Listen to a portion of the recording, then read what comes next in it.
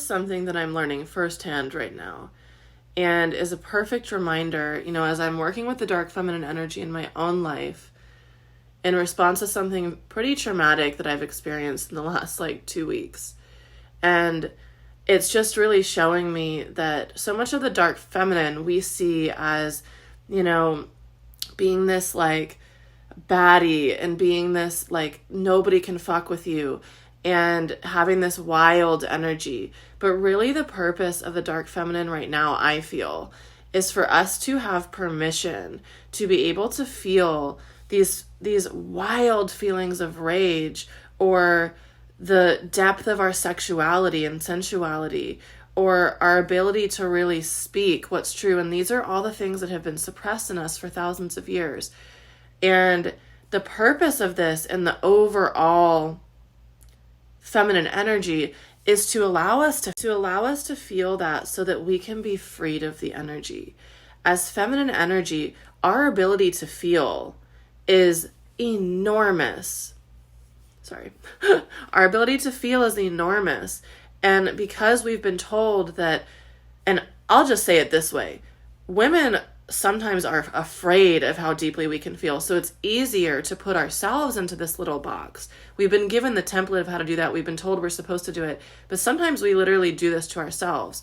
And this actually, I experienced this last week when I was talking to someone from a different generation about what I was feeling. And what I was feeling was explosive rage and a desire for retaliation, which is really wounded feminine energy, the retaliation part.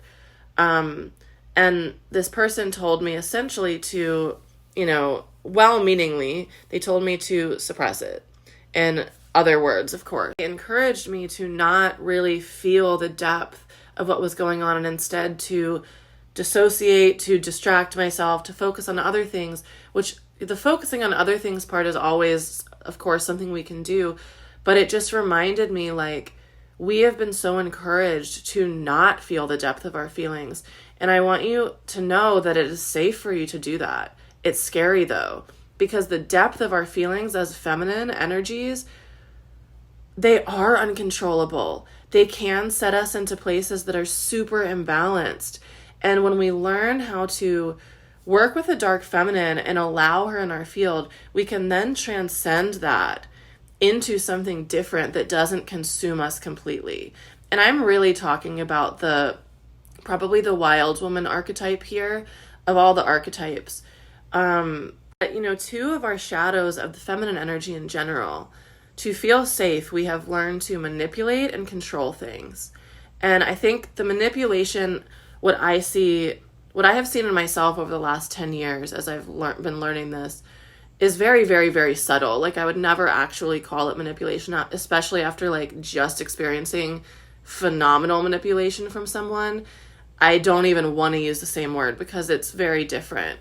But we learn how to control things to remain safe, because for so long that's the only thing we could do. If you think about 1800s, 1900s, we didn't have any rights as women, right? So we learned how to very subtly do these things.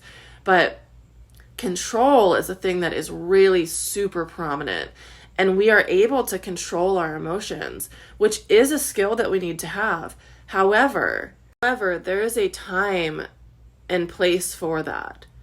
And when you're feeling something enormous in your body, if you go to control and suppress that emotion, when it's really I'm talking about if you're responding to something, if you're reacting to something, it's your nervous system wanting to, like a dog shakes after, something, or an animal shakes after trauma. It's our nervous system wanting to get rid of that feeling, wanting to bring us back into a state of balance.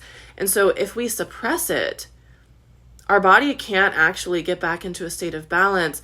And what I think typically is what happens is we store it, and it will then turn into some sort of dis-ease, an actual disease or some sort of health thing, or stagnation or stifling in our bodies, right? So it can't return to balance. So when we are working with the wild woman archetype particularly, it's very important, and we can see this in the situation in the world. I can see this in my personal life. if you've experienced trauma in probably any form, your reactions and your emotions, you'll understand what I'm talking about. We have to understand and learn how to work with her so that she does not consume us. And she might consume you for a little bit, and it's going to be uncomfortable, and you're going to be like, oh my God, I'm so out of control. But that's part of the process. And then we learn how to see all of that in our mastery, and we learn each time then that we move through it how to master that energy. And I think for myself, at least, I always just like want to be perfect at something the first time. And we have not been taught how to work with any of these energies, you know, so it's all very new without much modeling. It is very difficult for us to learn how to be in mastery of something when we don't have examples of it in our life, but also when people aren't really, you know, when you hear about people talking about the feminine energy, they're not talking about how they've misused it.